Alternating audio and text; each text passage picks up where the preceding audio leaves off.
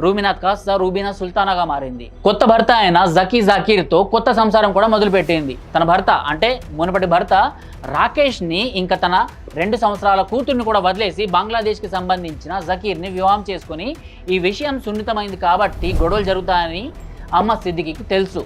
కాబట్టి అతను రూమినాథ్ని బంగ్లాదేశ్ యువకుడు జకీర్లను కొద్ది రోజులుగా బంగ్లాదేశ్ వెళ్ళిపోమనేసి అక్కడ పంపించేసిండు. రూమినాథ్ తండ్రి భర్త ఇద్దరికి సమాజంలో చాలా గౌరవం ఉంది. అలాంటి వాళ్ళు ఈ అంశాన్ని మీడియాలో లేవనెత్తారు. కానీ రూమినాథ్ స్వయంగా శాసనసభ్యురాలు కాబట్టి రూమినాథ్ తండ్రి ఆమె భర్త డాక్టర్ రాకేష్ సింగ్ విలేకరుల సమావేశం నిర్వహించి అహ్మద్ సిద్దికీ పేరును పేర్కొంటూ హిందూ కుటుంబాలు తమ పిల్లలను, కోడళ్లను, కూతుళ్లను జిహాదీల ఉచ్చు నుంచి దూరంగా ఉంచాలని ప్రజలను కోరారు.